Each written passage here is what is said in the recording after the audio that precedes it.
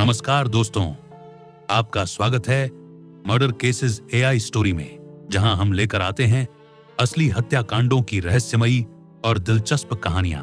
यहां हर केस की सच्चाई को गहराई से समझा जाता है, सबूतों, गवाहों और पुलिस की जांच की पूरी पड़ताल के साथ। हम आपको लेकर चलते हैं एक ऐसे सफर पर जहां हर कहानी के पीछे छुपा होता है एक अंधेरा राज।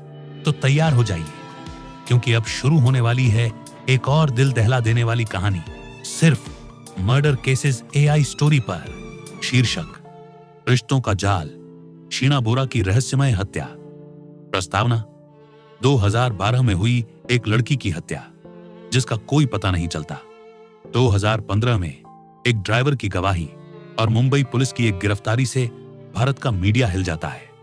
एक मां जो सीईओ है, एक बेटी जो बहन कहलाती थी और एक प्रेमी जो सौतेला भाई था। ये कोई फिल्म नहीं, ये भारत की सबसे पेचीदा हत्या में से एक है।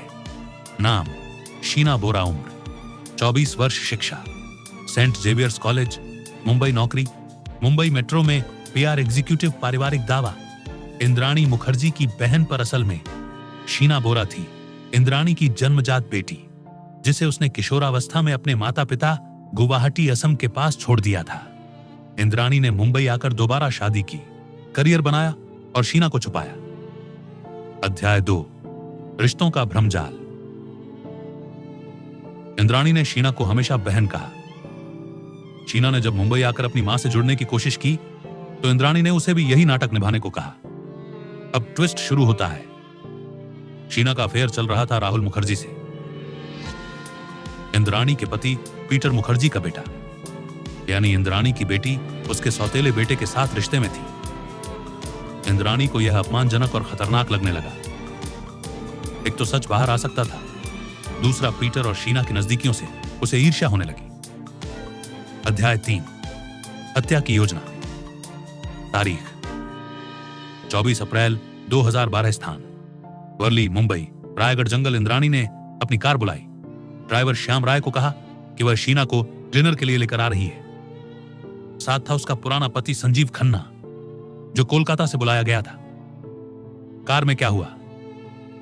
शीना को घुटन का इंजेक्शन दिया गया, फिर गला दबाकर मार डाला। शव को सूटकेस में डाला गया। मुंबई से करीब 100 किलोमीटर दूर रायगढ़ के जंगलों में जाकर उसे जला दिया गया। अध्याय 4: 3 साल की खामोशी। कोई एफआईआर नहीं, कोई रिपोर्ट नहीं। इंद्राणी ने कहा, शीना अमेरिका चली गई है। उसका फोन बंद, ईमेल बंद, लेकिन सबको यकीन था वो जिंदा है। राहुल प्रेमी ने पुलिस से संपर्क किया, लेकिन इंद्राणी और पीटर का रसूख बहुत बड़ा था। अध्याय 5: एक ड्राइवर की गवाही और धमाका। 2015 में इंद्राणी का ड्राइवर श्याम राय अवैध हथियार केस में पकड़ा गया। इंट्रोगेशन के दौरान उसने जो बताया वो सीबीआई तक पहुंच गया। मैंने शीना बोरा की लाश को जलाया है। पुलिस हरकत में आई। इंद्राणी को अरेस्ट किया गया। जल्द ही संजीव खन्ना और बाद में पीटर मुखर्जी भी गिरफ्तार हुए। अध्याय 6: कोर्ट एंड मीडिया ट्रायल। यह केस बन गया इंडिया का most sensational crime case. CBI ने जांच शुरू की और कोर्ट में केस दर्ज किया गया। इंद्राणी पर आरोप: प्लानिंग, मर्डर, सबूत मिटाना। पीटर मुखर्जी पर आरोप: हत्या की जानकारी छुपाना और साजिश में शामिल होना। 2017 में इंद्राणी और पीटर का तलाक हो गया। अध्याय 7: आज की स्थिति। शीना बोरा की हड्डियां रायगढ़ से बरामद हुई थीं। केस अभी मुंबई हाई कोर्ट में चल रहा है। इंद्राणी 7 साल जेल में रहने के बाद 2022 में जमानत पर बाहर आई है। उसने दावा किया, मैं निर्दोष हूं, असली कातिल कोई और है। अंतिम टिप्पणी: यह हत्या क्यों भयावह थी? एक मां अपनी बेटी को मारती है क्योंकि वो अपने बेटे के साथ प्यार में थी।